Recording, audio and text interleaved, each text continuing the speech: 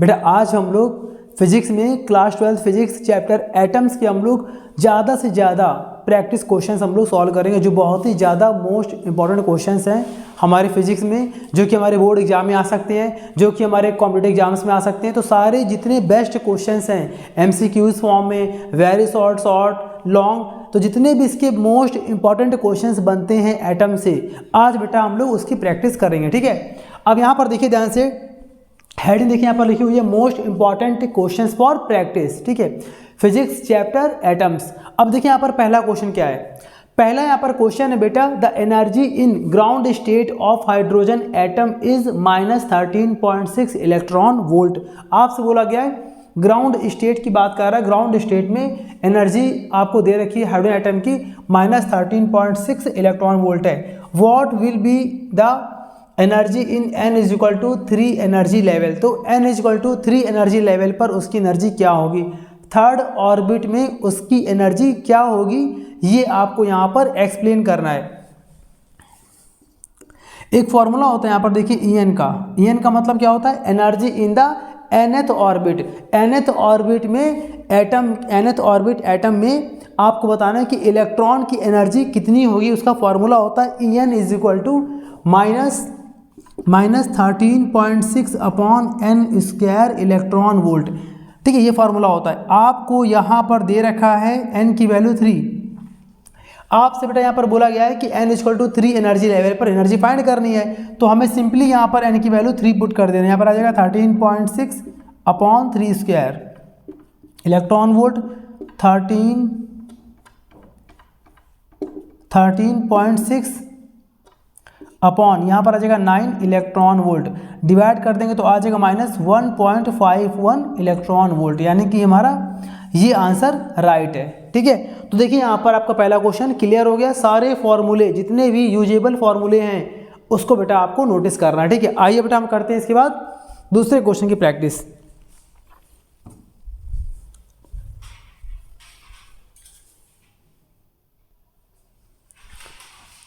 अब देखिए बेटा यहाँ पर दूसरा क्वेश्चन यहाँ पर हमसे बोला जा रहा है, the minimum necessary energy required for ionisation of a hydrogen atom is.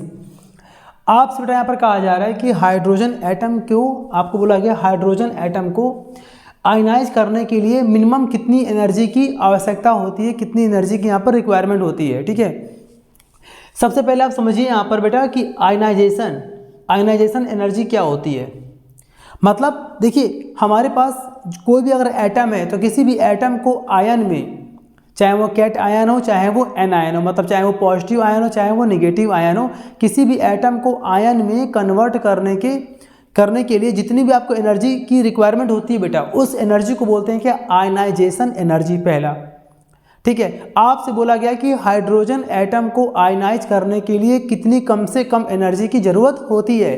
तो देखिए ये हमारा एक टॉपिक लर्निंग टॉपिक है। लर्निंग टॉपिक क्या मतलब, आपने यहाँ पर ये पढ़ा था कि हाइड्रोजन एटम के लिए nth ऑर्बिट के लिए En की वैल्यू होती है -13.6 upon n square electron volt. ठीक है, तो इस अकॉर्डिंग अगर हम बात करें तो E1 की वैल्यू मतलब फर्स्ट ऑर्बिट के एनर्जी की वैल्यू होगी 13.6 अपॉन 1 स्क्वायर, क्योंकि यहाँ पर हमने n की वैल्यू 1 पुट कर दिया, तो यहाँ पे बेटा हमारा आ जाएगा 13.6 इलेक्ट्रॉन वोल्ट। इसी के रेस्पेक्ट में वैल्यू हमारी प्रैक्टिकल वैल्यू फाइंड की गई है कि इलेक्ट्रॉन के अकॉर्डिंग अगर हम बात करें तो हाइड्रोजन एटम को आयनाइज करने के लिए जो मिनिमम एनर्जी की रिक्वायरमेंट होती है वो यही होती है। बस वैल्यू बेटा कैसे होती है, प्लस में, मतलब कहने का यहाँ पर हमारा आंसर आएगा +0.36 इलेक्ट्रॉन वोल्ट, तो 13.6। ठीक है ना, 13.6 इलेक्ट्रॉन वोल्ट।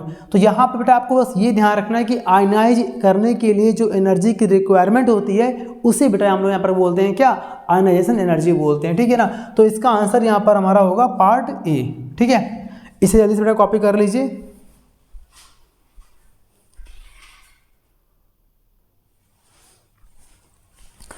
अब देखिए यहाँ पर तीसरा क्वेश्चन यहाँ पर क्या हुआ, कह रहा है देखिए तीसरा यहाँ पर क्वेश्चन है, the angular momentum of an electron in hydrogen atom in ground state is. आपको बोला गया यहाँ पर बताना है कि हाइड्रोजन एटम के लिए ग्राउंड स्टेट की बात कर रहा है, तो ग्राउंड स्टेट में इलेक्ट्रॉन के लिए एंगुलर मोमेंटम की वैल्यू क्या होगी। देखिए ध्यान से, आपने बेटा पढ़ा था बोर्स अजम्पशंस में पढ़ा था आपने कि किसी भी इलेक्ट्रॉन का एंगुलर मोमेंटम का फॉर्मूला होता है NH अपॉन 2 पाई।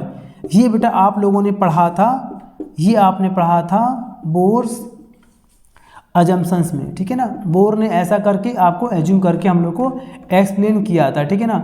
तो बोर अजम्पशंस में हमने ऐसा पढ़ा था, ठीक है, कि किसी भी इलेक्ट्रॉन की एंगुलर मोमेंटम, इसका बेटा मतलब होता है MVR, एंगुलर मोमेंटम मतलब MVR की वैल्यू NH अपॉन 2 पाई होती है।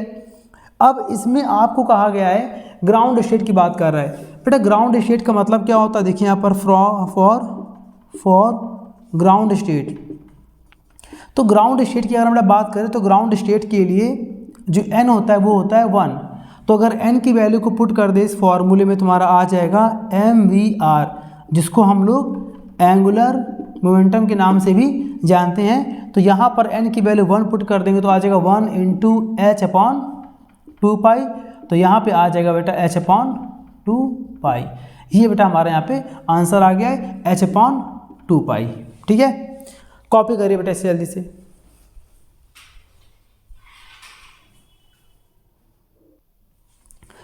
अब देखिए बेटा यहाँ पे आपके सामने यहाँ पर क्वेश्चन नंबर 4 यहाँ पर क्या कह रहा है, what forces causes the alpha particles inside an atom to be scattered.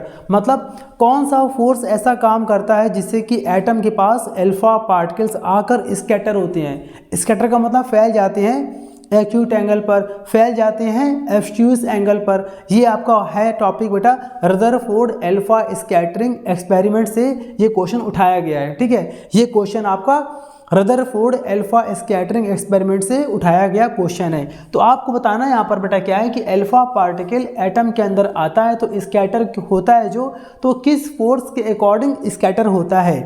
आपको यहाँ पर ऑप्शन दे रखा है gravitational force, nuclear force, Coulomb force और मैग्नेटिक फोर्स। तो बेटा आपको मालूम होना चाहिए कि न्यूक्लियस के अंदर, अगर एटम की बात करें तो एटम के अंदर क्या होता है न्यूक्लियस, और न्यूक्लियस पर चार्ज कैसा होता है पॉजिटिव। तो अगर वो प्लस है और अल्फा भी यहाँ पर कैसा होता है बेटा, अल्फा भी यहाँ पर होता है प्लस।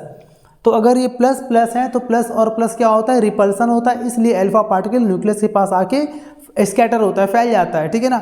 इस कारण से अगर हम बात करें इस टॉपिक के अकॉर्डिंग तो इसका आंसर बेटा हमारा जाएगा कूलॉम फोर्स, क्योंकि कूलॉम फोर्स का मतलब क्या होता है, दो चार्जेस चाहे वो सेम चार्ज हो मतलब लाइक चार्ज हो, चाहे वो अनलाइक चार्ज हो, उनके बीच में फोर्स काम करता है। यानी कि इस क्वेश्चन का आंसर होगा बेटा पार्ट सी कूलॉम फोर्स, ठीक है।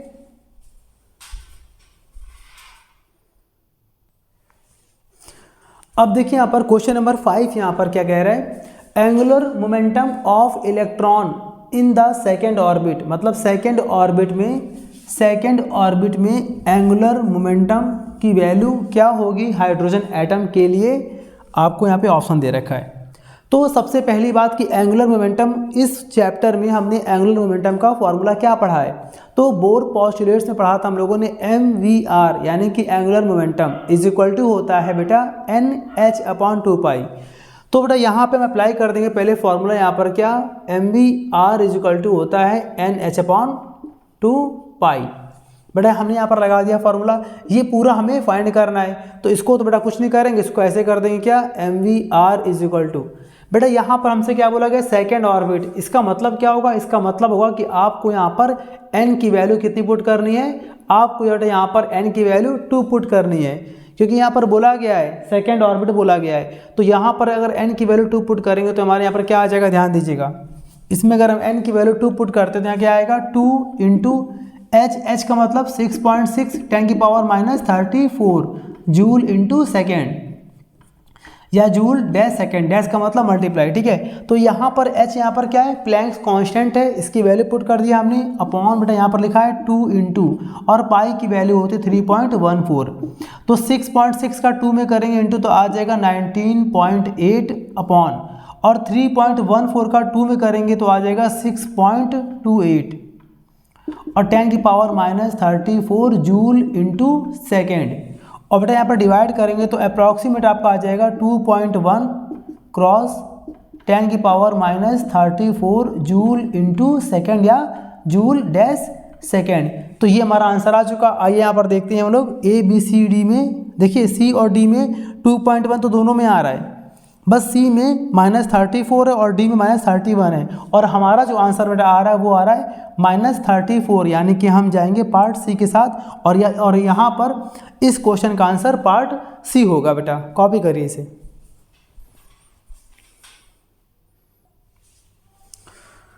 अब देखिए यहाँ पर क्वेश्चन नंबर 6 बहुत ही ज़्यादा अच्छा क्वेश्चन यहाँ पर है। क्वेश्चन नंबर 6 देखिए, जितने भी यहाँ पर आपको क्वेश्चन कराए जा रहे हैं फिजिक्स में इस एटम चैप्टर से बेटा, तो मैं आप सभी बोर्ड एग्जाम के स्टूडेंट से बहुत अच्छे से बेटा आपको मैं इन्फॉर्म कर रहा हूँ, रिक्वेस्ट कर रहा हूँ कि सारे क्वेश्चंस को आप समझ कर देखिए। मैं यहाँ पर हर एक क्वेश्चन को बारीकी से पॉइंट टू पॉइंट यहाँ पर एक्सप्लेन कर रहा हूँ। मैं आपसे रिक्वेस्ट कर रहा हूँ बेटा कि जितने भी क्वेश्चन है सबको बिल्कुल अच्छे से पॉइंट आप समझ कर पूरा प्रैक्टिस करिए, जिससे कि आपके बोर्ड में एक भी क्वेश्चन बेटा आपके स्किप ना हो, आपके डाउन ना हो। बेटा ये एटम चैप्टर को मैं बिल्कुल अच्छे से आपको ट्राई करा रहा हूँ। यही आपसे बेटा मेरी रिक्वेस्ट है कि इसको बहुत प्रॉपरली आप प्रैक्टिस करिए अच्छे से, ठीक है। और जितने बेटा यहाँ पर मैं आपको बीच में पॉइंट्स बता रहा हूँ, जितने भी यहाँ पर आपको मेन पॉइंट्स, की पॉइंट्स आपको बता रहा हूँ कि इस क्वेश्चन में आपको ऐसे समझ के आपको ऐसे फॉर्मूला अप्लाई करना है, तो वो सारे आप की पॉइंट्स को अपने एक अलग नोट्स में तैयार करते जाइए आपको, जिससे कि आपको इस चैप्टर में बोर्ड एग्जाम में कोई भी तकलीफ, कोई बेटा आपको डाउट वगैरह ना हो। चलिए अब देखिए यहाँ पर क्वेश्चन नंबर 6 यहाँ पर क्या है। Minimum wavelength of the spectral line obtained in the Paschen series. Paschen series के लिए मिनिमम वेवलेंथ की बात कर रहा है, वो क्या होगा हाइड्रोजन एटम के लिए। तो देखिए हाइड्रोजन एटम, आपसे क्वेश्चन क्या बोल रहा है, हाइड्रोजन एटम है। हाइड्रोजन एटम के पूरे 5 सीरीज होते हैं, 5 में आपका नंबर 3rd पे आता है पास्चन सीरीज, ठीक है ना। आपने पढ़ा होगा लाइमन, बामर, पास्चन, तो ये हमारा पास्चन सीरीज नंबर 3rd पे आता है। तीसरे ऑर्बिट की सीरीज होती है। आपको बोला गया है पास्चन सीरीज के लिए मिनिमम वेवलेंथ क्या होगी आपको बताना है, ठीक है। सबसे पहले आपको पास्चन सीरीज का फॉर्मूला आपको आना चाहिए। ध्यान दीजिए मैं कर रहा हूँ यहाँ पर। सिंस एक फॉर्मूला होता है 1/λ इज इक्वल टू होता है r इन ब्रैकेट 1 यहाँ होता है बेटा n1 स्क्वायर, यहाँ होता है 1/n2 स्क्वायर। बेटा ये फार्मूला होता है, ठीक है। ये बेटा फार्मूला होता है। इस फॉर्मूले में पास्चन सीरीज की बात कर रहे हो तो पास्चन सीरीज के लिए n1 की वैल्यू यहाँ पर क्या हो जाएगी बेटा 3, ठीक है, और n2 की वैल्यू 4, 5, 6 ऐसे कुछ भी हो सकती है। तो अगर हम यहाँ पर करते हैं फॉर पास्चन सीरीज, तो पास्चन सीरीज की अगर बात करते हैं तो यहाँ पे आ जाएगा 1/λ इज इक्वल टू यहाँ पे आ जाएगा r इन ब्रैकेट, यहाँ बेटा हो जाएगा 1/n1 का बेटा मतलब यहाँ पर हो जाएगा 3 का स्क्वायर, ठीक है ना, और माइनस 1/n2 स्क्वायर। आ जाओ बेटा, आ जाओ। अच्छा बैठ जाओ, बाहर बैठो, मैं बता दे रहा हूँ एक मिनट को, ठीक है। यहाँ तक पूरा हमने पास्चन सीरीज के लिए n1 की वैल्यू हमने पुट कर दी कितनी 3, और n2 की वैल्यू 4, 5, 6 ऐसे कुछ हो सकती है, ठीक है। लेकिन हमसे यहाँ पर क्या बोला गया है मिनिमम वेवलेंथ, याद रखिएगा मिनिमम वेवलेंथ के लिए, तो मैं लिख रहा हूँ मिनिमम वेवलेंथ की बात अगर करते हैं हम लोग बेटा यहाँ पर, तो मिनिमम वेवलेंथ के लिए n2 की वैल्यू होती है इनफाइनाइट। n2 की यहाँ पर वैल्यू क्या होगी इनफाइनाइट, मतलब कि इनफाइनाइट से अगर वो 3rd ऑर्बिट पे आता है तो वहाँ बेटा हमारा मिनिमम वेवलेंथ बन जाएगा, ठीक है।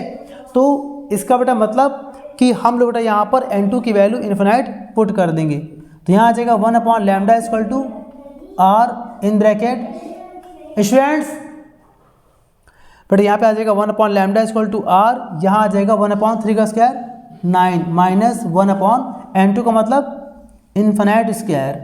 और बेटा अगर 1 के अपॉन में अगर इन्फिनाइट है, देखिए इन्फिनाइट का स्क्वायर भी क्या होता है इन्फिनाइट, तो अगर 1 के अपॉन में अगर इन्फिनाइट है तो बेटा इसकी वैल्यू होती है 0, यानी कि पूरा क्या हो जाएगा 0। तो यहाँ बेटा हमारा आ जाएगा 1/λ इज इक्वल टू r/9। क्यों?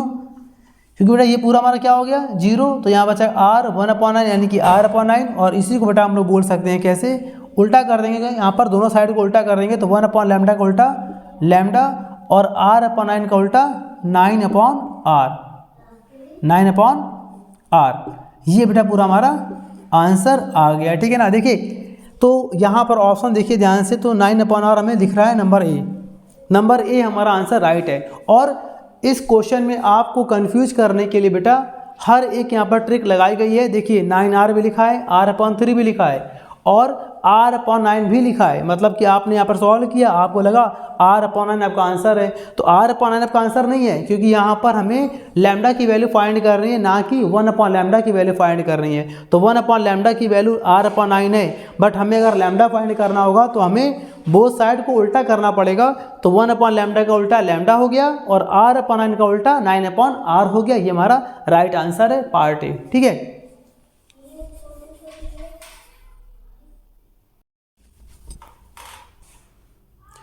अब देखिए यहाँ पर क्वेश्चन नंबर 6। क्वेश्चन नंबर 6 में यहाँ पर कहा गया है the energy of an electron in excited state is -3.4 electron volt. मतलब कि आपको यहाँ पर बोला गया है कि एक्साइटेड स्टेट यानी यहाँ पर इलेक्ट्रॉन एनर्जी को लेकर पहुँच गया है, लेकिन यहाँ पर आपको ये नहीं बताया गया कि वो इलेक्ट्रॉन किस स्टेट में आया हुआ है। हाँ, लेकिन एक्साइट का मतलब कि वो पहले ऑर्बिट में नहीं है, मतलब ग्राउंड स्टेट में नहीं है, मतलब n = 1 यहाँ पर नहीं है। ठीक है, ग्राउंड स्टेट पर नहीं है, एक्साइट होकर कहीं पर चला गया और वहाँ पर एनर्जी आपको दे रखा है, यहाँ पर ये है। ठीक है, मतलब यहाँ पर नंबर ऑफ ऑर्बिट्स आपको बताया नहीं गया है। आगे आइए, what will be the angular momentum of an electron. तो आपको बताना है कि उस वाले स्टेट में, उस वाले एनर्जी लेवल में एंगुलर मोमेंटम क्या होगा। और आपको यहाँ पर क्या दे रखा है, the energy of an electron in nth orbit of hydrogen atom is this.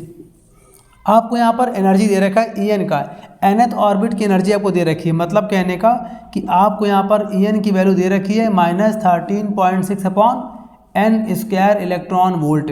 तो एक काम करते हैं, जो हमें एक्साइटेड स्टेट दे रखा है यानी कि जहाँ पर इलेक्ट्रॉन एक्साइट होकर पहुँच गया है उसकी एनर्जी पता है, तो हम यहाँ से पता करेंगे कि ये कौन से ऑर्बिट में गया है। तो मान लिया हमने कि ये हमारा क्या दे रखा है, मान लिया हमें ये दे रखा है En, तो En की वैल्यू पुट कर देंगे -3.4 electron volt is equal to -13.6/n² electron volt.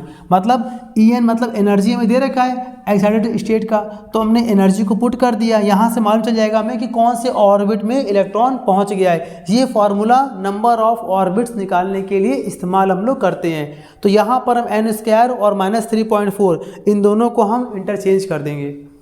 Interchange का मतलब n² यहाँ पे आ जाएगा, तो आ जाएगा हमारे पास n² = -13.6 electron volt upon -3.4 electron volt. Cancel out कर देंगे तो आ जाएगा n² = 4 और यहाँ से बेटा हमारा आ जाएगा n, यहाँ पर आ जाएगा 2। मतलब कि नंबर ऑफ ऑर्बिट हमारा 2 निकल के आ गया। ठीक है, नंबर ऑफ ऑर्बिट हमारा 2 निकल के आ गया। इसका मतलब कि वो इलेक्ट्रॉन सेकेंड एनर्जी लेवल यानी कि सेकेंड स्टेट पर आ गया है। ठीक है, पॉज करिए जरा, एक मिनट जरा।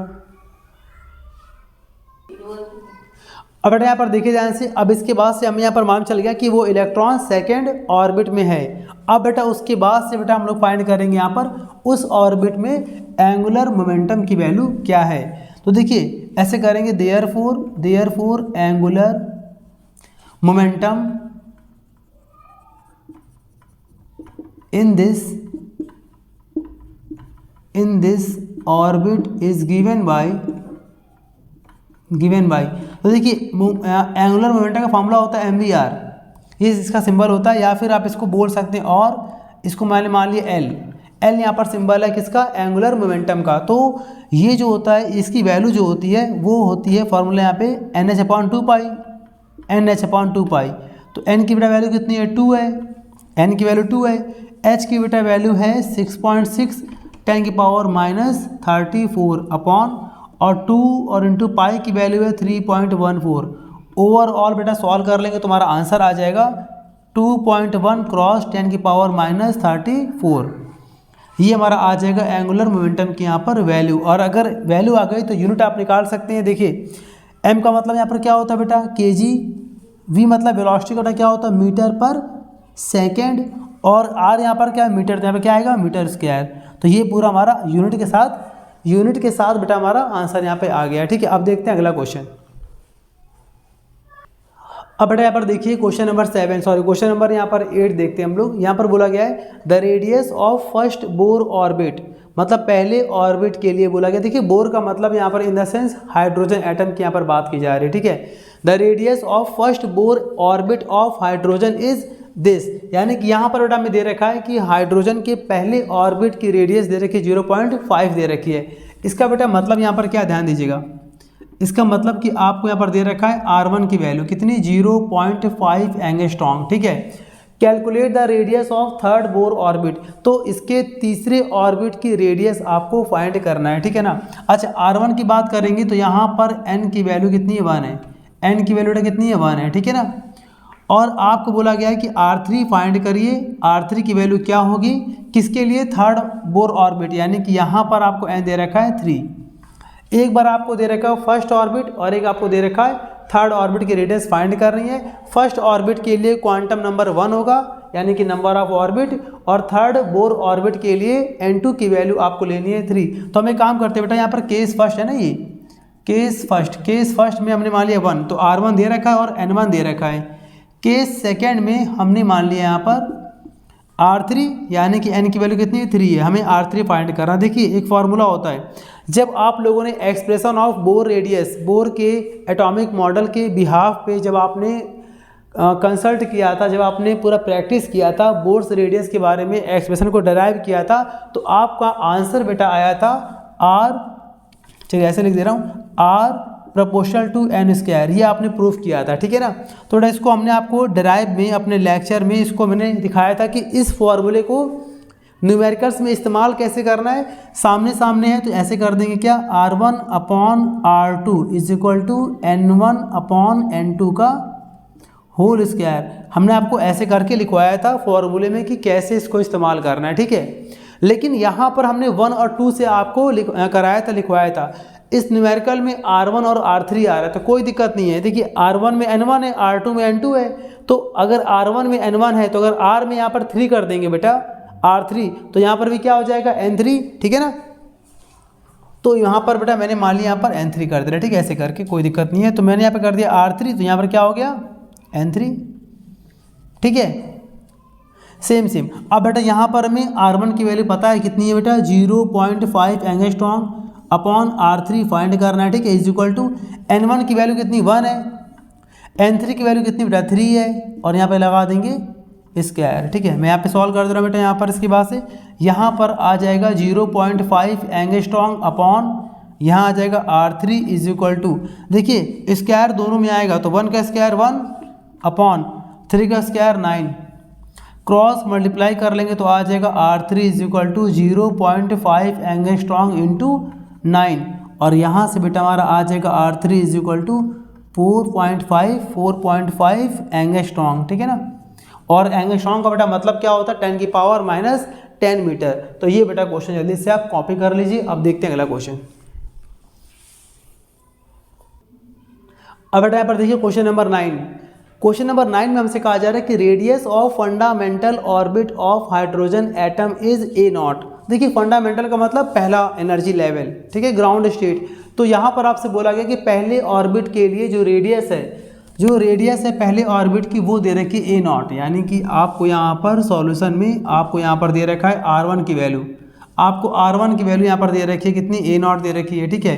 तो इसके हिसाब से अगर हम बात करेंगे तो N1 की वैल्यू कितनी, 1 होगी। हमसे फिर बोला गया है what will be the radius of its third orbit, तीसरे ऑर्बिट की आपको रेडियस बतानी है। आपको फाइंड करना है रेडियस किसके लिए, थर्ड ऑर्बिट के लिए, यानी कि आपको यहाँ पे बेटा R3 की वैल्यू फाइंड करनी है। तो इसके हिसाब से आपको N3 की वैल्यू 3 लेनी है। देखिए n यहाँ पर क्या है, नंबर ऑफ ऑर्बिट, जैसे यहाँ पर आपको बोला गया थर्ड ऑर्बिट तो n कितना हो गया, 3 हो गया है, N3 की वैल्यू 3 हो गई है। यहाँ पर बोला गया फंडामेंटल मतलब पहला ऑर्बिट, तो वहाँ पर N1 की वैल्यू 1 हो गई है। अब बेटा R और N का रिलेशन बताया था आपको, जस्ट हमने अभी क्या करेंगे, यहाँ पर करेंगे पहले since R proportional to N square, ठीक है, और इसको बेटा ब्रेक कर लेंगे। तो कैसे करेंगे बेटा, यहाँ पर ब्रेक बेटा यहाँ पे हमारा आ जाएगा R1 अपॉन R2, देखिए R ऐसे बात है कि दोनों ही R हैं, इज इक्वल टू यहाँ पे आ जाएगा N1 अपॉन, चलिए R2 नहीं होगा, यहाँ पर क्या होगा R3, और यहाँ पर होगा आपका N3 का होल स्क्वायर। कहा था ना अभी फॉर्मूले को ऐसे हम लोग अरेंज करते हैं।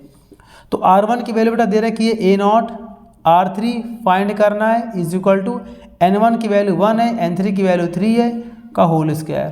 ठीक है, तो यहाँ पे अगर हम सॉल्व कर लेंगे तो हमारा आ जाएगा A0 upon R3 is equal to, ये स्क्वायर दोनों में आएगा तो 1 का स्क्वायर 1, 3 का स्क्वायर 9, क्रॉस मल्टीप्लाई करेंगे तो आ जाएगा R3 is equal to 9A0।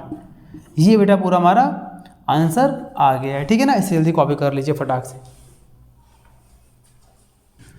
अब बेटा यहाँ पर देखिए question number 10, in an atom electron is moving with the speed of this, यानी कि आपको यहाँ पर बोला गया कि एटम के अंदर एक इलेक्ट्रॉन इतने स्पीड से घूम रहा है। ठीक है, in the orbit of radius, और उस रेडियस की ऑर्बिट की रेडियस को आपको बताया गया 0.7 एंगस्ट्रॉन्ग है। ठीक है, find the equivalent current in the orbit, तो उस ऑर्बिट में करंट कितना होगा। देखिए पहली बात, अगर इलेक्ट्रॉन घूमेगा, अगर इलेक्ट्रॉन सर्कुलेट करेगा, इलेक्ट्रॉन मूव करेगा, तो हमने पढ़ा है the rate of flow of electrons is called electric current, मतलब कि अगर इलेक्ट्रॉन फ्लो होंगे तो वहाँ पर इलेक्ट्रिक करंट कॉमन सी बात है प्रोड्यूस होगा। तो आपसे बोला गया कि अगर इलेक्ट्रॉन्स इतने स्पीड से अगर इलेक्ट्रॉन्स रिवॉल्व कर रहे हैं तो आप बताइए यहाँ पर कि कितना करंट ऑर्बिट में फ्लो होगा। एक बात ध्यान दीजिए आप, बहुत सिंपल सी बात, करंट का बेटा बेसिक फॉर्मूला क्या होता है, करंट का बेसिक फॉर्मूला होता है I इज इक्वल टू होता है Q अपॉन T, और अगर इसको और ब्रेक करें तो हमारा आ जाएगा I is equal to Q को बेटा क्या बोलते हैं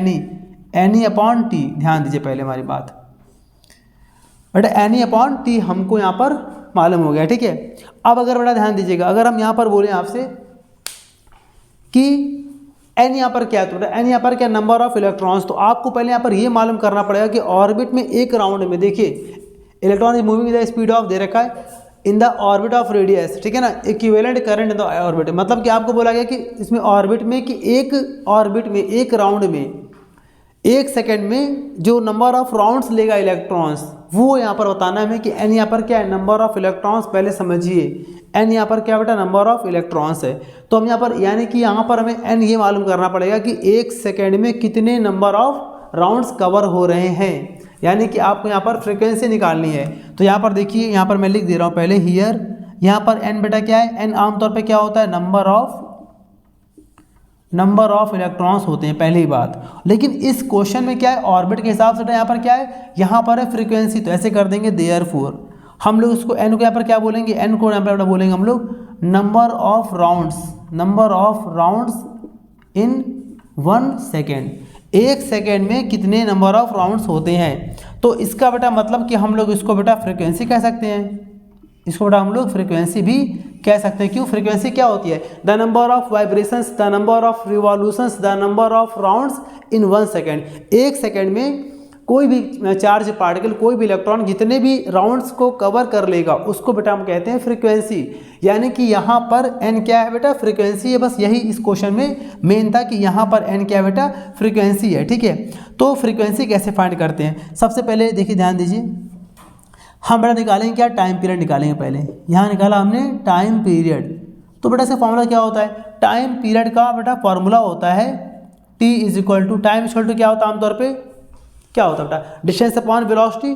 तो यानी कि टाइम पीरियड का मतलब एक राउंड, टाइम पीरियड का मतलब मैं लिख दे रहा हूँ distance for 1 round, distance for, ये बड़ा ये क्वेश्चन बहुत ही अच्छा क्वेश्चन है, इसे ध्यान से प्रैक्टिस करना पड़ेगा, समझना पड़ेगा। T is equal to formula time period का, डिस्टेंस फॉर 1 राउंड और अपॉन बेटा यहाँ पे क्या होता है, वेलोसिटी होता है। ठीक है, तो इसके हिसाब से अगर हम सॉल्व कर लेंगे तो आ जाएगा T is equal to distance for 1 round. एक ऑर्बिट का अगर एक राउंड हो रहा है, एक सर्किल का पूरा कवर हो रहा है राउंड, तो बेटा उसको बोलते हैं सरकमफ्रेंस, और फॉर्मूला इसका होता है बेटा 2πr। तो यहाँ पर लगा देंगे 2πr, r यहाँ पर क्या रेडियस है अपॉन v। ये बेटा हमारा निकल के आ गया, ये बेटा हमारा निकल के आ गया टाइम पीरियड। और टाइम पीरियड का उल्टा क्या होता है, टाइम पीरियड का जो उल्टा होता है बेटा उसको बोलते हैं फ्रीक्वेंसी। तो यहाँ पे हम फाइंड कर लेंगे फ्रीक्वेंसी, तो ऐसे करेंगे therefore n equal to, n यहाँ पर क्या है, n आमतौर पे नंबर ऑफ इलेक्ट्रॉन्स था, पर इस क्वेश्चन के अकॉर्डिंग n यहाँ पर क्या है, number of rounds in 1 second, यानी कि फ्रीक्वेंसी। और फ्रीक्वेंसी का फॉर्मूला क्या होता है, 1 अपॉन टाइम पीरियड होता है। ठीक है बेटा, तो अगर हम यहाँ पर सॉल्व कर लेंगे तो आ जाएगा n इज इक्वल टू, देखिए टाइम पीरियड की वैल्यू क्या है, 2πr अपॉन v है, तो यहाँ पर 1 अपॉन टाइम पीरियड है, मतलब इसका उल्टा लिख लेंगे तो यहाँ पर क्या आएगा, v अपॉन 2πr। ये बेटा हमारा n निकल के आ गया। एन यहाँ पर निकल के आ गया। अब इस एन की वैल्यू को पुट कर देंगे इक्वेशन नंबर फर्स्ट में, तो कर देंगे यहाँ पर क्या, फ्रॉम इक्वेशन फर्स्ट, तो यहाँ पर हमारा आ जाएगा आई इज इक्वल टू, बेटा एन की वैल्यू पुट कर देंगे v अपॉन 2 पाई आर, यहाँ पर सिर्फ और सिर्फ एन के प्लेस पर, तो आ जाएगा v upon 2 pi R into, ठीक है। फिर यहाँ पर क्या ई है, तो यहाँ पर लगा दिया ई अपॉन में, यहाँ पर क्या स्मॉल टी है, स्मॉल टी यहाँ पर क्या टाइम है। आपको इस क्वेश्चन में कहीं पर टाइम नहीं दे रखा है, आपको इस क्वेश्चन में कहीं पर टाइम नहीं दे रखा है, तो आप यहाँ पर लेंगे पर सेकेंड, यानी कि आप टाइम को लेंगे 1 सेकेंड। तो यहाँ पर हम सारी वैल्यू बेटा पुट कर देंगे, तो यहाँ पे हमारा क्या आ रहा है, वी आ रहा है, वी फॉर वेलोसिटी आपको दे रखी है 6.6 क्रॉस 10 की पावर 4 इंटू स्मॉल ई की बेटा वैल्यू होती है 1.6 10 की पावर -19 अपॉन 2 पाई, पाई का मतलब 3.14 क्रॉस, और आर यहाँ पर क्या रेडियस है आपको दे रखा है, यहाँ पर एंगस्ट्रॉन्ग दे रखा है बेटा। एंगस्ट्रॉन्ग का मतलब क्या होता है कि आपको इसमें 10 की पावर -10 से मल्टीप्लाई करना है, तो यहाँ पे आ जाएगा बेटा 0.7 क्रॉस 10 की पावर -10 इंटू और 2 पाई आर हो गया, और टी की बेटा वैल्यू यहाँ पर गिवन नहीं है, तो यहाँ पर लेंगे 1 सेकेंड।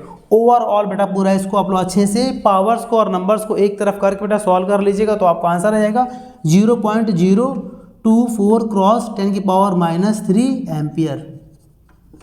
ये बेटा आपका यहाँ पे आंसर आ जाएगा, ठीक है।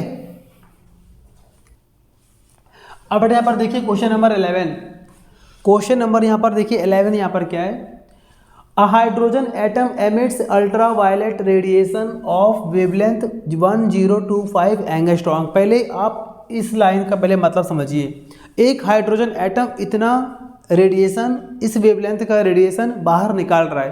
बेटा कोई भी एटम कोई रेडिएशन बाहर कब निकालता है, आपने पढ़ा था ना बोर्ड्स के पोस्टुलेट्स में, कोई भी एटम कोई भी रेडिएशन बाहर कब निकालता है, जब कोई इलेक्ट्रॉन ट्रांजिशन करता है, लोअर से हायर में ट्रांजिट करता है, और जब वापस लौटता है तो वो एक रेडिएशन बाहर निकालता है, ठीक है ना।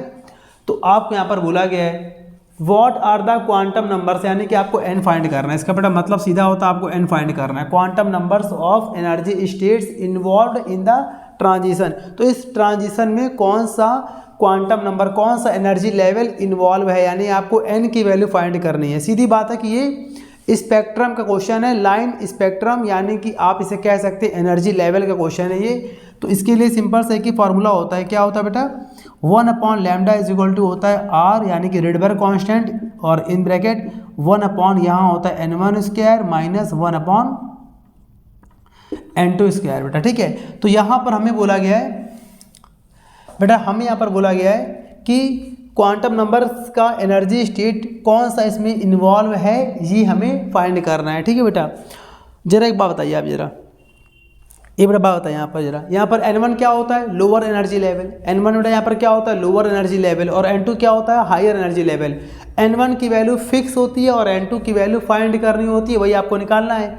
अब बेटा बात आ रही है कि यहाँ पर n1 क्या होगा, n1 यहाँ पर 1 होगा कि 2 होगा कि 3 कि 4 कि 5, यानी कि Lyman series, Paschen series, बामर series, Brackett series, fund series, कौन से यहाँ पर सीरीज के अकॉर्डिंग n1 की वैल्यू होगी। तो देखिए यहाँ पर क्या लिखा बेटा, अल्ट्रा वायलेट रेडिएशन। ये बेटा आपको मैंने याद कराया है, क्या आपको बेटा मैंने याद कराया है कि अल्ट्रा वायलेट रीजन कहाँ बनता है, लाइमन सीरीज में। आप याद करिए, अल्ट्रा वायलेट रीजन आपको लिखवाया गया है मेरे नोट्स में, कहाँ बनता है, लाइमन में। बामर में क्या बनता है बेटा, विजिबल बनता है रीजन।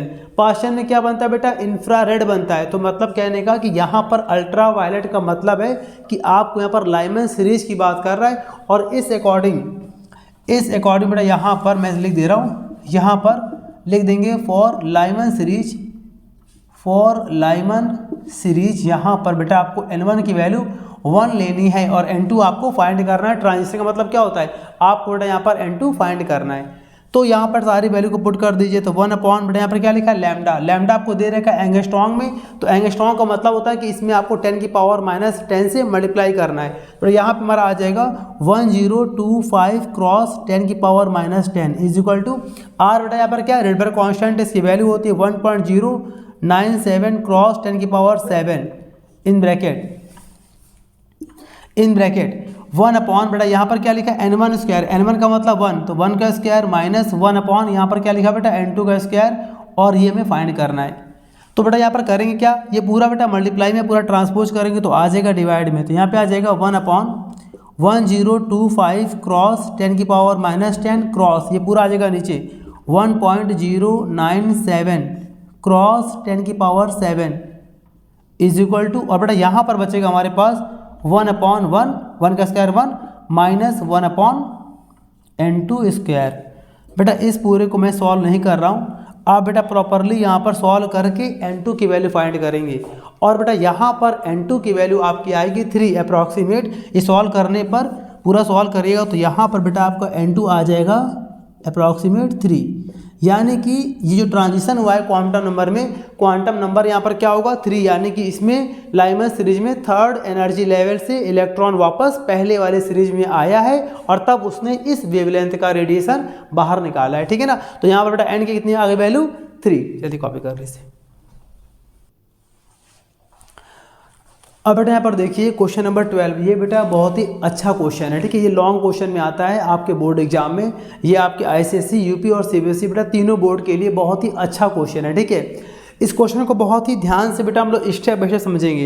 यहाँ पर क्या बोला गया है, अ hydrogen atom by 2 successive transition, इसका मतलब कि 2 बार लगातार, इसका बेटा मतलब क्या होता है, लगातार 2 बार ट्रांजिशन हुआ है, मतलब कि एक ऑर्बिट से दूसरे ऑर्बिट में और फिर दूसरे एनर्जी लेवल से किसी और दूसरे एनर्जी लेवल में, ठीक है ना। तो बाई 2 सक्सेसिव यानी कि 2 लगातार ट्रांजिशन हुआ है from excited state n is equal to 6, इसका मतलब कि 6 एनर्जी लेवल से, यानी E6 से वो ट्रांजिशन हुआ है और कहाँ पहुँचता है, रिचेस इन ग्राउंड। 2 बार ट्रांजिशन होता है और वो चला गया ग्राउंड का मतलब E1 पर आ गया, ग्राउंड का बेटा मतलब E1 पर, मतलब कि वो E6 से स्टार्ट हुआ और ग्राउंड पर आया है, मतलब कि E1 पर आया है। और बेटा इसका मतलब क्या हुआ कि वो 6 से E1 पर, मतलब E6 से E1 पर आते समय वो 2 बार, मतलब E6 से कहीं और गया है पहले एक बार, अब वो कहाँ जा सकता है, E5 पे भी आ सकता है, E4 पे आ सकता है, E2 पे आ सकता है, E3 पे आ सकता है, कहीं भी एक बार वो कहीं पर रुका है।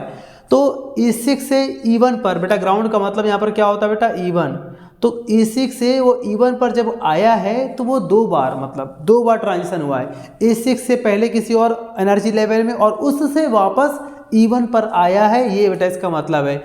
इन फर्स्ट ट्रांजिशन, और पहले ट्रांजिशन के लिए the energy of photon is this, इसका मतलब समझिए आप, देखिए इन फर्स्ट ट्रांजिशन, पहले ट्रांजिशन में जो फोटोन बाहर निकल रहा है उसकी एनर्जी ये है, आपको बताया था मैंने कि जब जब ट्रांजिशन होगा, जब जब हाई एनर्जी लेवल से लोअर एनर्जी लेवल पे इलेक्ट्रॉन वापस आएगा तो एक अल्ट्रा वायलेट रेज, एक फोटोन, एक इलेक्ट्रोमैग्नेटिक वेव्स बाहर निकालेगा। तो यहाँ पर जो फोटोन निकाल रहा है बेटा उसकी एनर्जी दे रखी 1.13, बस ये नहीं पता कि वो E6 से वापस कहाँ पर आया है, फाइनल कहाँ पे आया, E1 पर, बीच में कहाँ रुका ये नहीं पता। आइए हम बेटा पता करते हैं उसे, कैसे करेंगे सुनिए ध्यान से।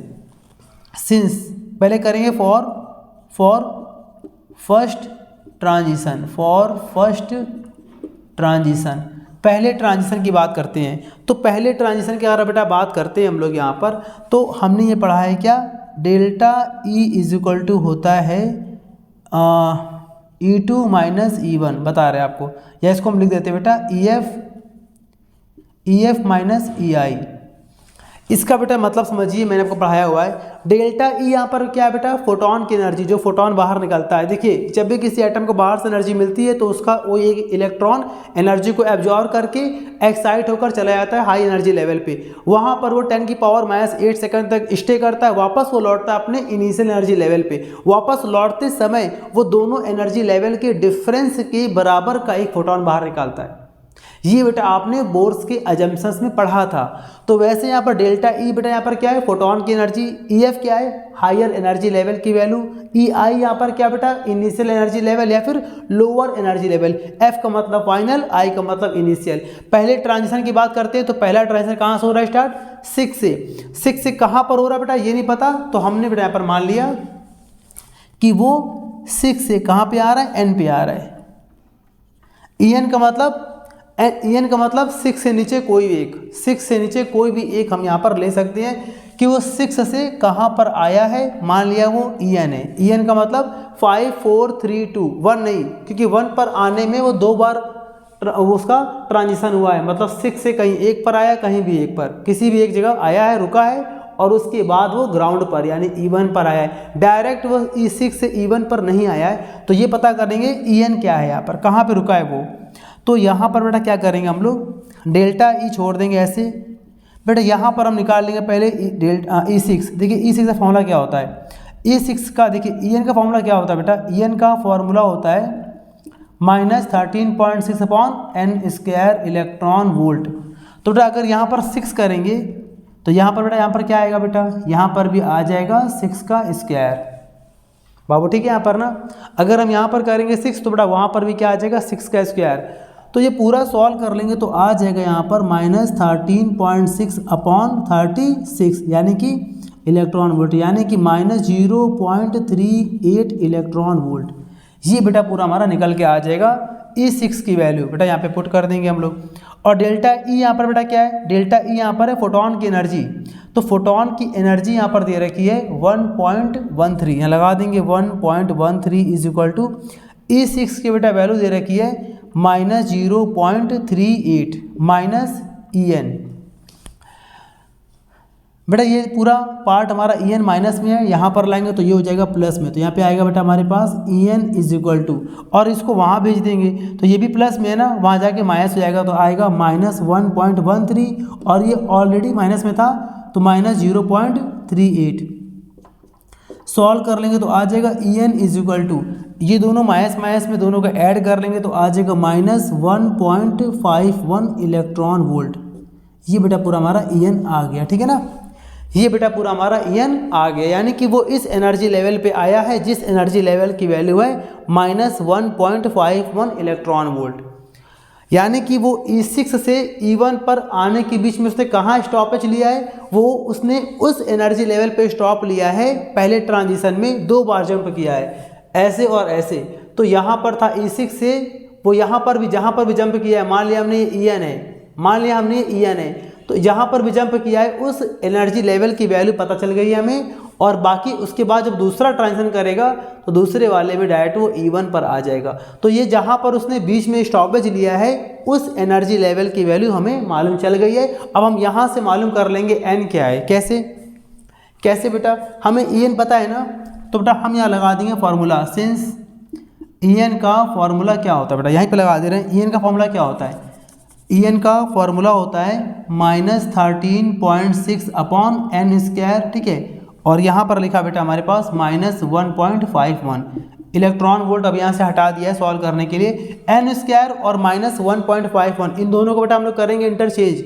इंटरचेंज में यहाँ पर क्या होगा, -13.6 अपॉन ये बेटा पूरा आ जाएगा नीचे, तो यहाँ आ जाएगा -1.51 is equal to n square, ठीक है बेटा। दोनों में से माइनस माइनस कैंसिल आउट और पॉइंट से पॉइंट कैंसिल करेंगे तो हमारा आ जाएगा 9 इज इक्वल टू आ जाएगा n स्क्वायर, और यहाँ से बेटा हमारा आ जाएगा n इज इक्वल टू 3, यानी कि हमें the value of n after first transition, तो पहले ट्रांजिशन के बाद n की वैल्यू हमारी आ गई बेटा कितनी, 3। ये बेटा हमारा आंसर आ गया, पहले पार्ट का आंसर आ चुका, ठीक है। अब बेटा हम देखते हैं यहाँ पर सेकेंड पार्ट का आंसर।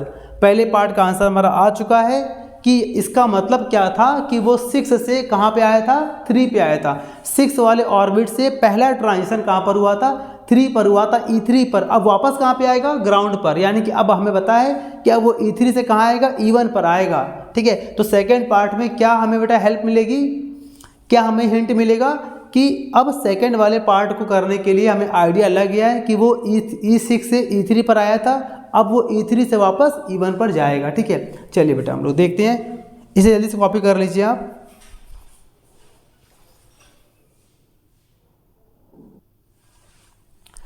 अब बेटा यहाँ पर देखिए ध्यान से। अब बेटा हमें यहाँ पर सेकेंड पार्ट में क्या पढ़ना है, सेकेंड पार्ट में बताना हमको energy emitted in second transition. अब बोला गया कि सेकेंड ट्रांजिशन में कितनी एनर्जी बाहर निकलेगी, मतलब कितना फोटोन बाहर निकलेगा, किस एनर्जी का फोटोन बाहर निकलेगा दूसरे ट्रांजिशन में। हर ट्रांजिशन में एनर्जी बाहर निकलती है।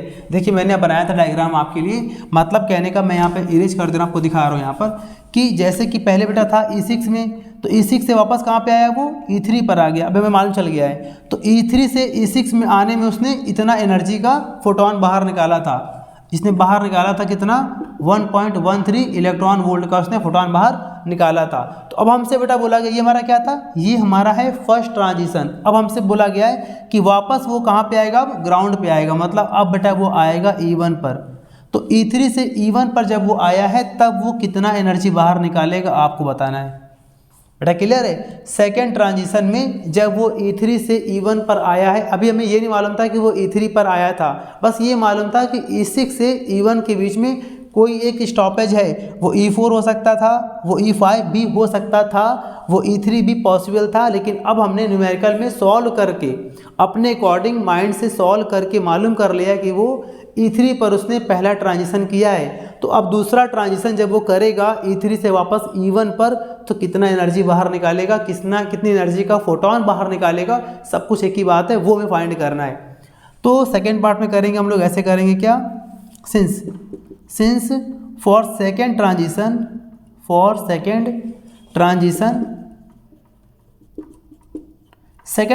में भी एनर्जी बाहर निकलेगी, तो डेल्टा ई मतलब फोटोन की एनर्जी इज इक्वल टू क्या होगा बेटा, क्या होता है यहाँ पर EF minus EI, final minus initial.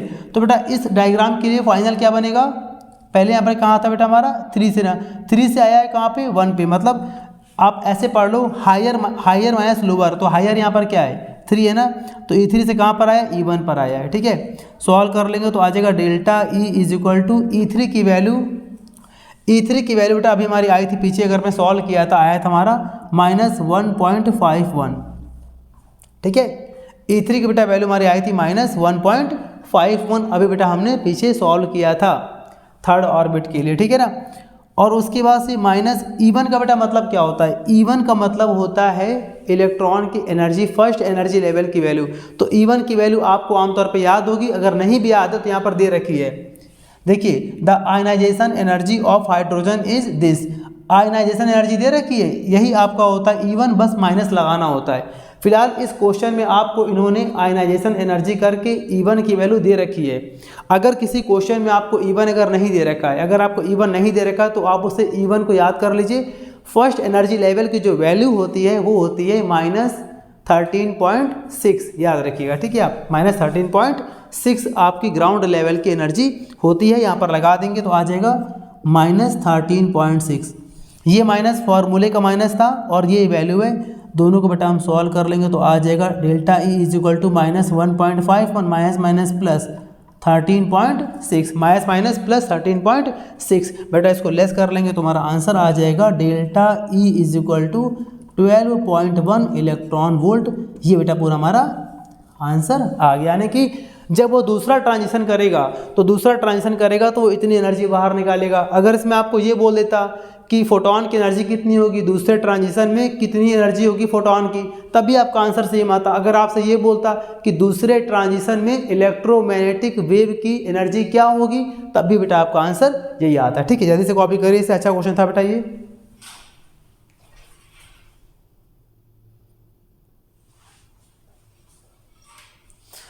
बेटा देखिए यहाँ पर आपकी स्क्रीन पर एक और क्वेश्चन यहाँ पर है, ये आपका बिल्कुल लास्ट क्वेश्चन है, बहुत ही इंपॉर्टेंट इस चैप्टर का क्वेश्चन है बेटा। आपको पढ़ने से ही फील आ जाएगा क्या ये क्वेश्चन बेटा बहुत ही बेटर क्वेश्चन है। ठीक है, इसको बहुत ही ध्यान से पॉइंट वाइज समझना, ये आखिरी क्वेश्चन है। ठीक है, पूरा इसमें कंसंट्रेशन आपका होना चाहिए और ये पूरे क्वेश्चंस प्रैक्टिस करने के बाद आप घर जाकर अपने घर पे, मतलब मेरे मुँह से क्वेश्चन बड़ा थोड़ा निकल गया, घर जाकर आप बेटा इस पूरे को प्रैक्टिस करके, मतलब जितने भी मैंने क्वेश्चन कराए हैं उस क्वेश्चन को एटम में पूरे प्रैक्टिस कर लीजिए।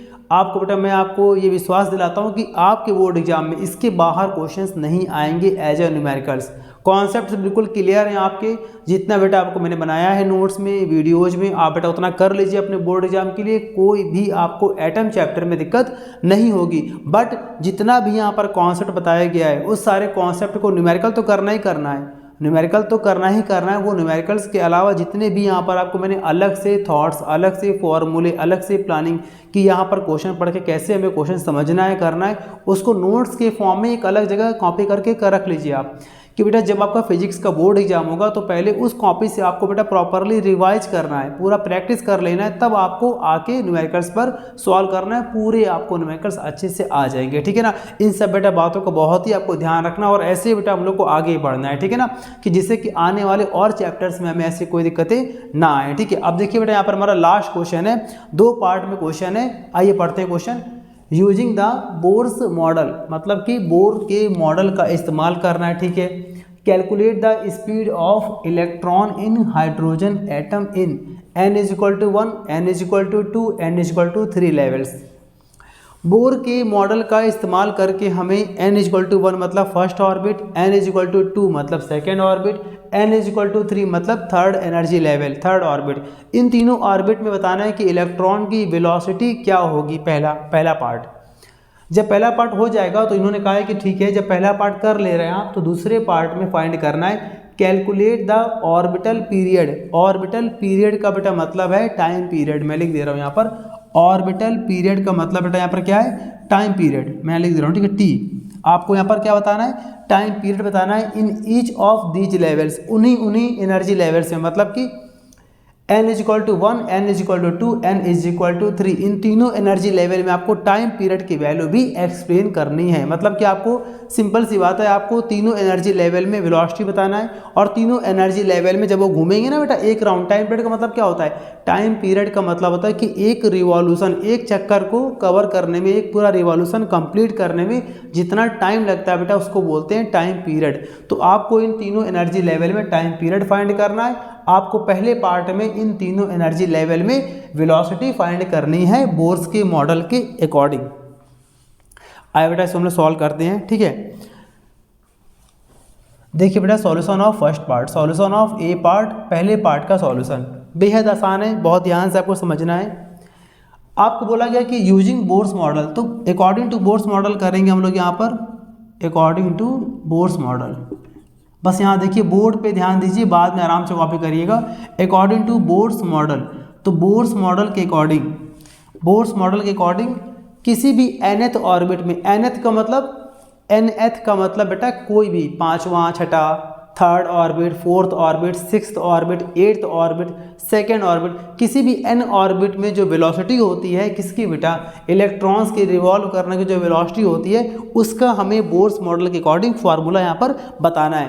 आपको बेटा याद होगा फॉर्मूला इसका होता है क्या, Vn = होता है E²/2ε0 × h × 1/n। ये बेटा फॉर्मूला होता है किसका, Vn का। बेटा यहाँ पर क्या लिखा है, यहाँ लिखा है Vn, V का मतलब वेलोसिटी, N का मतलब n ऑर्बिट में वेलोसिटी। बेटा यहाँ क्या लिखा है, E², E की वैल्यू पता है आपको 1.6 10⁻⁹ 2ε0 h, ε0 की वैल्यू आपको पता है 8.85 10⁻, ठीक है। h यहाँ पर क्या बेटा, प्लैंक्स कांस्टेंट है।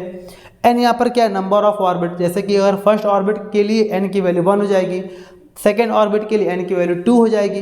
तो ये पूरा हमारा वैल्यू फॉर्म में Vn का फॉर्मूला है। किसी भी n ऑर्बिट में इलेक्ट्रॉन्स की वेलोसिटी का बेटा यहाँ पर फॉर्मूला हमारा दे रखा है, ठीक है। अब एक बेटा हम एक काम करते हैं, अब इसमें हम सारी वैल्यू को पुट करके पहले सॉल्व करते हैं कि यहाँ पर हमारा Vn आता कितना है। चलिए ध्यान देते हैं, ऐसे करेंगे, सॉल्व करेंगे तो आ जाएगा Vn। देखिए हमने फॉर्मूला पर क्यों लिखा है, आपके मन में आ रहा है सर ये फॉर्मूला आपने क्यों लिख दिया यहाँ पर। बेटा हमसे साफ साफ यहाँ पर बोला गया है by using the Bohr's model, Bohr's model को यूज करने के आपको साथ ही काम करना है। मतलब बोर्स मॉडल में साफ साफ ये बात बताई गई है कि n ऑर्बिट में इलेक्ट्रॉन की वेलोसिटी का ये डेरिवेशन, ये फॉर्मूला आता है डराइव करके, ठीक है। चलिए तो यहाँ पे हम जरा सारी वैल्यू पुट करते हैं। तो यहाँ पर लिखा है स्मॉल ई का मतलब होता है चार्ज ऑफ इलेक्ट्रॉन, इसकी वैल्यू होती है 1.6 10⁻⁹ स्क्वायर कर देंगे, स्क्वायर लगाए तो अपॉन 2। बेटा ε0 की वैल्यू होती है 8.85 × 10⁻⁻12 इंटू, फिर यहाँ पे हमारा आ रहा है h बेटा यहाँ पर क्या है, प्लैंक्स कांस्टेंट, इसकी वैल्यू होती है 6.6 × 10⁻34, ठीक है।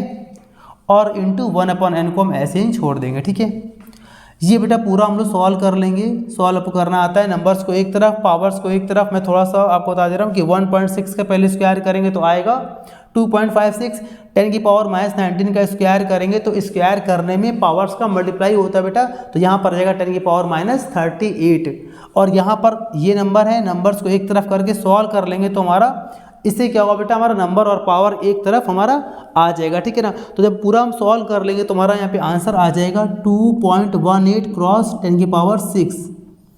ये पूरा सॉल्व करने पर आ गया। और यहाँ पर क्या 1/n, तो मैंने इसको ऐसे लिख दिया अपॉन n, 1/n का मतलब ऐसे, बेटा बात है कि है ना, मतलब ये तो अपॉन में है ना, 1/n का मतलब ये अपॉन में है, 1 से मतलब नहीं है। तो ये पूरे न्यूमरिक वैल्यू को यहाँ से लेकर यहाँ तक के, यहाँ से यहाँ तक पूरा हमने सॉल्व किया, तुम्हारा ये आंसर आ गया, अपॉन में n लगा दिया, तो Vn का फॉर्मूला बन गया बेटा। ठीक है, ये हमारा Vn का आ गया वैल्यू फॉर्म में। ठीक, अब हमसे बोला गया है कि 1 2 3 इन सारे लेवल्स में वेलोसिटी बताइए। तो बहुत सिंपल है बेटा, ऐसे करेंगे अब।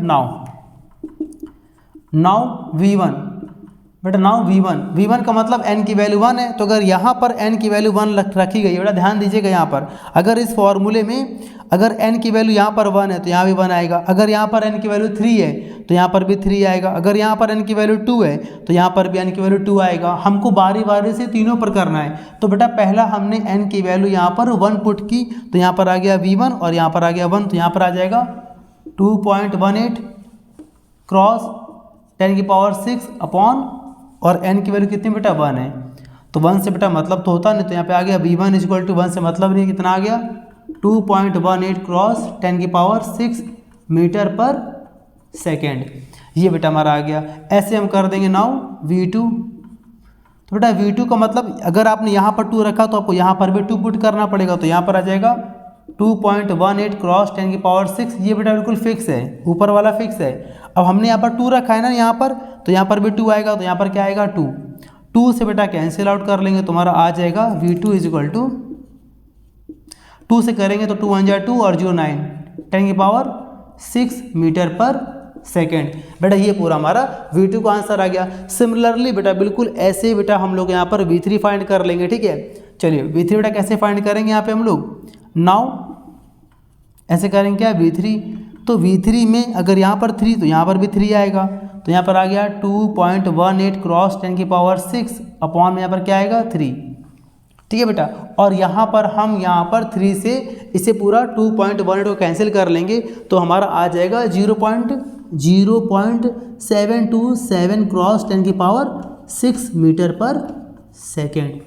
तो ये बेटा हमारा तीनों ऑर्बिट में वेलोसिटी इलेक्ट्रॉन्स की फाइंड हो गई। ठीक है, अभी बिल्कुल ऐसे ही बेटा हमें सॉल्व करना है क्या, बी पार्ट में बोला गया है कैलकुलेट द ऑर्बिटल पीरियड, मतलब कि टाइम पीरियड 1 राउंड को कंप्लीट करने में लगा हुआ टाइम पीरियड आपको फाइंड करना in each of these levels, इन तीनों में ही आपको टाइम पीरियड फाइंड करना, मतलब कि T1 फाइंड करना है, T2 फाइंड करना है और T3 फाइंड करना है। इसे बेटा पहले कॉपी करिए, आपको बताते हैं हम टाइम पीरियड के लिए।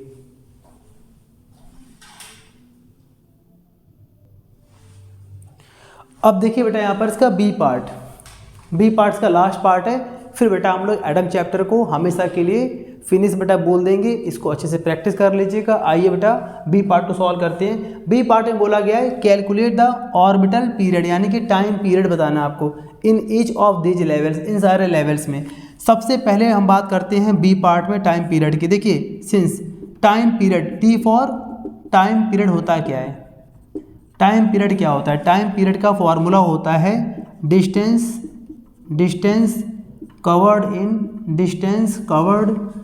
इन 1 राउंड, यानी एक रिवॉल्यूशन में कितना डिस्टेंस कवर किया गया है, और अपॉन बेटा होता है वेलोसिटी, अपॉन में होता है वेलोसिटी। ठीक है, मैं ऐसे लिख दे रहा हूँ, यहाँ पर स्पीड या वेलोसिटी लिख दे रहा हूँ। ठीक है, वेलोसिटी या फिर स्पीड, बात एक ही है, इस क्वेश्चन के लिए बात एक ही है। ठीक है, डन। तो बेटा अगर हमें यहाँ पर ये पता है कि टाइम पीरियड का यहाँ पर ये फॉर्मूला होता है, तो अगर बेटा हम यहाँ पे सॉल्व कर लेते हैं, तो यहाँ पे हम फाइंड करते हैं Tn। बेटा Tn का मतलब क्या होता है, Tn का मतलब यहाँ पर क्या बेटा, Tn का मतलब है कि nth ऑर्बिट का टाइम पीरियड। देखिए T का मतलब बेटा क्या होता है, T का मतलब होता है टाइम पीरियड, और अगर T के नीचे n लगाया गया इसका मतलब होता है कि nth ऑर्बिट का टाइम पीरियड। तो अगर nth ऑर्बिट का टाइम पीरियड लेंगे तो डिस्टेंस कवर्ड इन 1 राउंड, इसका बेटा फॉर्मूला क्या होता है 2πr, क्योंकि अगर कोई भी ऑर्बिट है, अगर हम ऐसे घूम रहे हैं तो ये रेडियस है ना बेटा r, तो एक राउंड में हम कितना घूम जाएंगे, एक राउंड में हम घूम जाएंगे सर्कमफ्रेंस 2πr, ये बाउंड्री पेरीमीटर ना पूरा यहाँ पर। तो एक राउंड के लिए क्या होता है डिस्टेंस 2πr। तो यहाँ पर क्या लेंगे बेटा, यहाँ पर लेंगे हम लोग 2πr में n लगा देंगे। क्यों 2πr में n क्यों लगाएंगे बेटा, क्योंकि हमसे बोला गया है n के लिए, ये हमने पूरा फॉर्मूला अप्लाई किया है n ऑर्बिट के लिए। मैं यहाँ पर चलिए मैं लिख दे रहा हूँ, पहले मैं यहाँ लिख दे रहा हूँ for nth orbit nth orbit का बेटा मतलब बता दे रहा हूँ कि t को आप क्या लोगे, t को आप लोगे Tn, r को बेटा क्या लोगे आप, r को बेटा आप लोगे क्या Rn, और बेटा v को आप क्या लोगे Vn। बेटा ये मतलब हुआ, ये बेटा मतलब हुआ n ऑर्बिट का। n ऑर्बिट का मतलब हुआ कि आपको टाइम पीरियड लेना है Tn, यानी कि n ऑर्बिट में टाइम पीरियड, आपको r लेना है Rn, Rn का मतलब n ऑर्बिट में टाइम पीरियड सॉरी रेडियस, और v को लेना है क्या Vn, यानी कि n ऑर्बिट में वेलोसिटी। ठीक है, तो अगर इस तरह से हम फॉर्मूला, अगर ऊपर वाला फॉर्मूला अप्लाई करते हैं बेटा, तो जरा सॉल्व कर लेते हैं, तुम्हारा आ जाएगा। समझिए इसको पहले, तो इसको अगर शॉर्ट में बोले तो ऐसे आएगा ना हमारा क्या, t इक्वल टू हमारा क्या आएगा आमतौर पे 2 पाई r अपॉन v, आमतौर पे। अभी हम n की बात नहीं कर रहे, बता रहे आपको। t का मतलब t उतार दिया, distance covered in 1 revolution 1 round, तो 1 राउंड के लिए होता है बेटा 2 पाई r, और अपॉन में क्या लिखा है वेलोसिटी v। लेकिन अगर हम बात कर रहे हैं n ऑर्बिट की बात करते हैं, यहाँ पर n ऑर्बिट के लिए यहाँ पर क्या लग जाएगा, n लग जाएगा, तो यहाँ पर क्या आ गया Tn, यहाँ पर क्या आ गया Rn, और यहाँ पर क्या आ गया Vn। अब ठीक है यहाँ तक बेटा, यहाँ तक क्लियर है आपको? अगर नहीं आ रहा है तो बेटा फिर से आप बैक 10-20 सेकंड पीछे जाके मेरी बातों को ध्यान से समझिए, सुनिए, फिर बेटा कंटिन्यू करिएगा। थोड़ा सा भी अगर आपको डिस्टर्ब हो रहा है तो पहले फिर से आप 10-20 सेकेंड्स बैक आके पहले समझिएगा मैं यहाँ पर क्या समझाया, ठीक है मैंने आपको। उसके बेटा बाद यहाँ पर आ जाएगा क्या, Tn इज इक्वल टू, बेटा यहाँ पर क्या लिखा है 2 पाई Rn, तो ऐसे कर देंगे क्या 2 पाई Rn डिवाइड, बात है कि, और बेटा यहाँ पे क्या लिखा है Vn, तो मैंने लिख दिया Vn। मतलब हमने इस बॉक्स वाले फॉर्मूले को हमने ऐसे लिख दिया, कोई दिक्कत, कोई भी डिस्टर्बेंस, कोई दिक्कत। इस बॉक्स वाले फॉर्मूले को मैंने रेशियो फॉर्म में डिवाइड के साइन के साथ लिख दिया, जिससे बेटा हम यहाँ पर Rn और Vn की वैल्यू को प्रॉपरली पुट करके सॉल्व कर पाएँ। ठीक है, बात एक ही है बेटा, ध्यान दीजिएगा, देखते रहिए बस यहाँ पर। अब बेटा यहाँ पर क्या आ जाएगा हमारे पास, Tn इज इक्वल टू, यहाँ पर आ जाएगा 2 पाई, बेटा यहाँ पर क्या लिखा है Rn, ध्यान दीजिए Rn की वैल्यू अभी हमने पार्ट वन में हमने बेटा अभी रेडियस के बारे में आपको बताया, सॉरी अभी आपको बताया था मैंने वेलोसिटी के बारे में। अब यहाँ पर बताना मैं Rn के बारे में। मैंने आपको अपने पिछले वीडियोज में डेराइव कराया था रेडियस ऑफ nth ऑर्बिट, बेटा इसका फॉर्मूला हमारा आया था n² और h² एप्सिलॉन नॉट अपॉन में आया था पाई m e², पाई m e²। बेटा ये हमारा आया था nth ऑर्बिट के लिए रेडियस आई थी, ठीक है हमारी, ये आपको मैंने डिराइव कराया था। और अभी इसी क्वेश्चन के पार्ट ए में बताया गया था Vn का मतलब वेलोसिटी इन nth ऑर्बिट, ये बेटा हमारा पूरा आया था, वेलोसिटी के लिए बेटा हमारा पूरा आया था Vn। तो Vn का यहाँ पर क्या आया था बेटा, Vn का हमारा आया था e² अपॉन, अभी आपने बेटा पढ़ा था Vn का फॉर्मूला, ये बेटा हमारा आया था e² upon 2 epsilon not h और 1 अपॉन n, है ना, ऐसे 1 अपॉन n, ठीक है ना। ये बेटा पूरा हमारा आया था Vn का। तो Rn और Vn इन दोनों की बेटा वैल्यू को हमें यहाँ पर पुट करना है, ध्यान दीजिएगा कैसे पुट कर रहे हैं। 2 पाई के बेटा बाद यहाँ पर क्या लिखा है Rn, तो Rn की वैल्यू यहाँ पर पुट कर देंगे, तो Rn की बेटा वैल्यू यहाँ पर है n² h² epsilon not upon pi m e² लगा देंगे बेटा, पाई m e², ठीक है बेटा। यहाँ पे क्या लिखा है डिवाइड साइन बना दिया बेटा, यहाँ पर डिवाइड का साइन हमने बना दिया। फिर हमसे बोला गया है Vn यानी वेलोसिटी इन nth ऑर्बिट, उसकी वैल्यू यहाँ पर दे रखी है, आपको दिख रहा है यहाँ पर ना, e² upon 2 epsilon not h into 1 upon n, apply कर देंगे तो आ जाएगा e² upon 2 epsilon not h into 1 upon n। बेटा ठीक है, यहाँ तक क्लियर है ना। चलिए अब बेटा हम यहाँ देखते हैं इसके बाद, बेटा यहाँ पे हमारे पास आ जाएगा Tn इज इक्वल टू, यहाँ पे हमारे पास देखिए ध्यान से, पहले यहाँ पे हम देख रहे कुछ कट रहा है क्या, देखिए पाई से पाई कट रहा है, पाई से पाई कट रहा है, ठीक है यहाँ पर ना, तो पाई से पाई कट रहा है, तो मैं यहाँ पर लिख रहा हूँ, ठीक है। यहाँ पर क्या बचेगा, देखिए पाई से पाई कैंसिल कर दिया मैंने, यहाँ क्या बचेगा हमारे पास 2, देखते रहिए n² h² एप्सिलॉन नॉट, ध्यान दीजिए इस तरफ n² h² epsilon not upon, और यहाँ पे आ रहा है m e², यहाँ पे आ रहा है बेटा m e², ठीक है, यहाँ पे आ रहा है हमारे पास m e², ठीक है। यहाँ पर देखिए डिवाइड का साइन लगाए, डिवाइड के साइन पर मल्टीप्लाई करेंगे तो नंबर उल्टा हो जाएगा, तो ये पोर्शन नीचे वाला पार्ट हमारा ऊपर आ जाएगा, तो मल्टीप्लाई कर दिया और ये पूरा ऊपर आ गया, तो आ गया 2 epsilon naught h into n upon, और जो ऊपर था ना ई स्क्वायर, 1 से मतलब नहीं है, ई स्क्वायर नीचे आ जाएगा, ये बेटा पूरा हमारा आ गया ई स्क्वायर। ठीक है बेटा, ठीक है। अब बेटा यहाँ पे हम सॉल्व कर लेंगे, ध्यान दीजिएगा सॉल्व कैसे करेंगे। पहले कुछ देखते हैं कैंसिल। तो बेटा मेरे ख्याल से तो यहाँ पर कुछ कैंसिल नहीं हो रहा है, ठीक है, कुछ यहाँ पर कैंसिल नहीं हो रहा है। तो मैं यहाँ पर कैसे कर रहा हूँ, ध्यान दीजिएगा। देखिए यहाँ पर ध्यान से बेटा, यहाँ पर क्या लिखा है एन स्क्वायर, यहाँ पर क्या लिखा है एन स्क्वायर, और यहाँ पर क्या लिखा है एन। तो एन स्क्वायर और एन का मल्टीप्लाई करेंगे तो आ जाएगा एन क्यूब। ठीक है, तो उस एन क्यूब को मैं अलग दिखाऊंगा, बाकी सब एक साथ कर रहा हूँ। तो यहाँ पे आगे हमारा क्या, T n is equal to n square और एन को अलग लिखना है यहाँ पर, बाकी सब देखिए। तो यहाँ पर क्या आएगा 2, और क्या आएगा एच स्क्वायर, और क्या आएगा एप्सिलॉन नॉट। ठीक है, एप्सिलॉन नॉट में स्क्वायर लग जाएगा, कैसे, एप्सिलॉन नॉट यहाँ पर भी और यहाँ पर भी मल्टीप्लाई, 2 2 जा 4, यहाँ पर बेटा हो जाएगा 4, यहाँ पर हो जाएगा 4। ध्यान दीजिएगा अच्छे से बेटा, 2 2 जा 4 H square epsilon not square.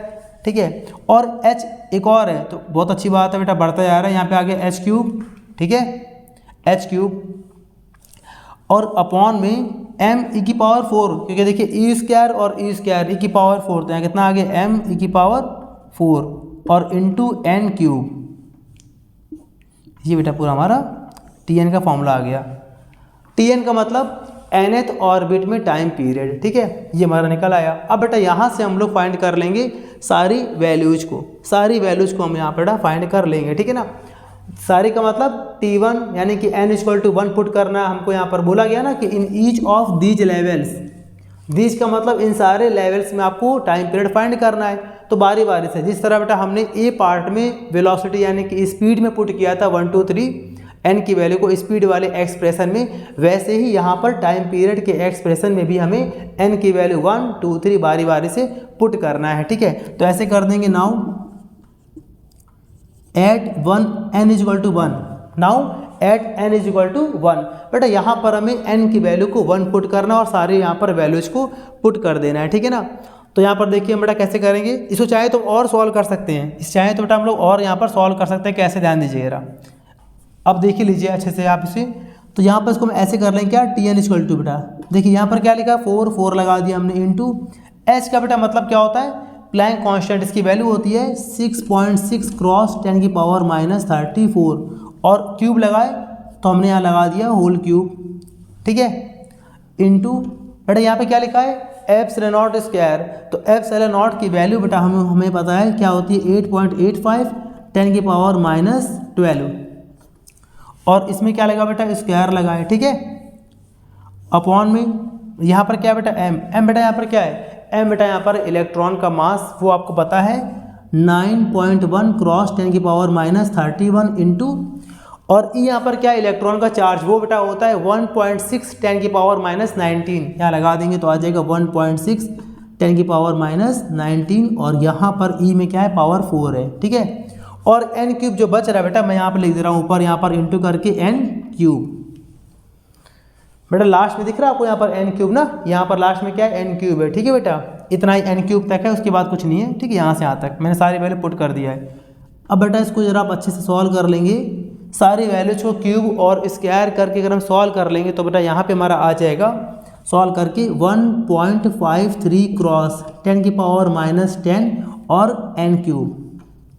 N cube को छोड़कर सारी न्यूमेरिक वैल्यू को जब हम सॉल्व करेंगे तो हमारा आंसर आ जाएगा 1.53 क्रॉस 10 की पावर -10। ये बेटा पूरा हमारा टी एन निकल के आ जाएगा सेकेंड में। ये इससे फ़ायदा क्या हुआ कि इससे अब आपको बार बार ये सॉल्व नहीं करना पड़ेगा। ठीक है, अब टी एन आ गया एन के फॉर्म में। अब यहाँ पर हमें बारी बारी से एन की वैल्यू पुट करनी है। देखते हैं बेटा इसके आगे हम यहाँ पर इरेज कर दे रहे हैं, ध्यान दीजिए थोड़ा सा और है। अब बेटा मैं थोड़ा सा इसको यहाँ पर इरेज कर रहा हूँ। ठीक है, मैं इसको बेटा यहाँ पर इरेज कर रहा हूँ, ध्यान दीजिएगा।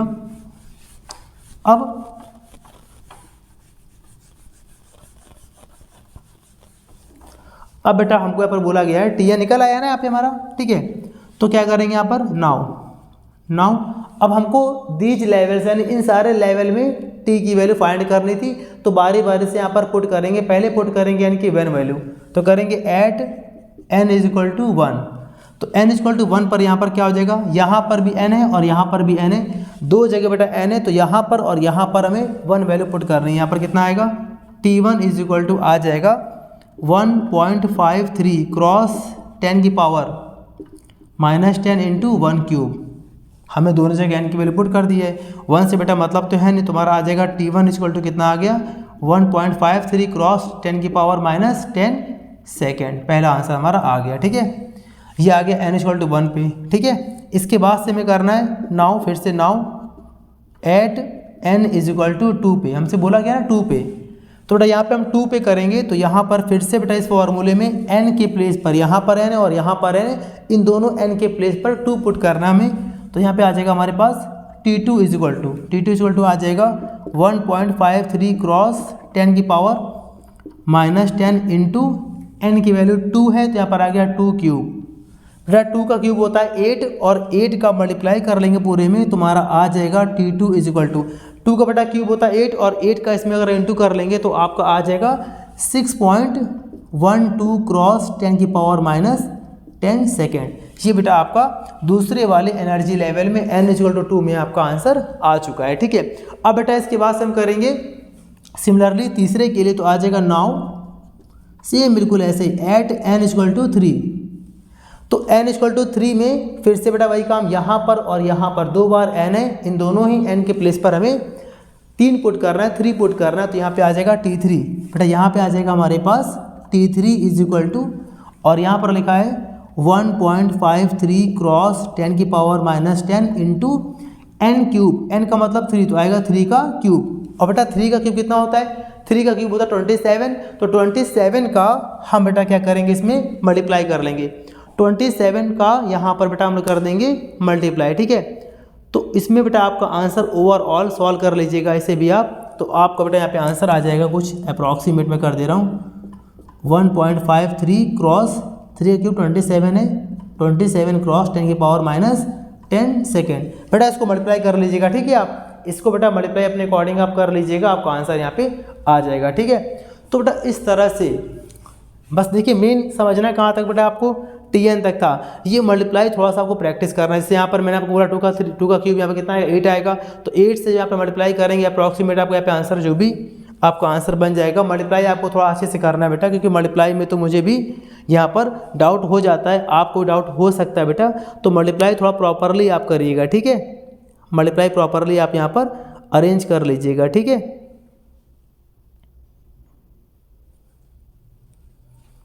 आई थिंक यहाँ पर बेटा कुछ मल्टीप्लाई में आपका शायद एरर कुछ आ सकता है, यहाँ पर भी कुछ आपका एरर आ सकता है। मैं ऐसे छोड़ दे रहा हूँ 1.53 क्रॉस 10 की पावर -10 इंटू 8। ठीक है, और यहाँ पर क्या आएगा सेकेंड में आपका आंसर आएगा।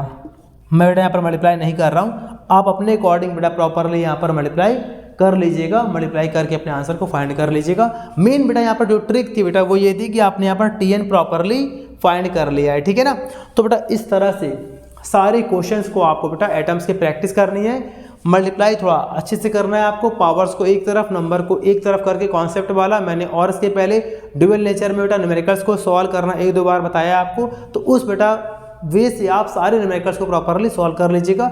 ये बेटा हमारा आज से एटम चैप्टर के जितने भी मेन टॉपिक हैं इस साल बोर्ड एग्जाम के लिए class 12 physics chapter atom finish होता है बेटा हमारा। अब बेटा आपको मिलते हैं अपने नेक्स्ट वीडियो में। Thank you.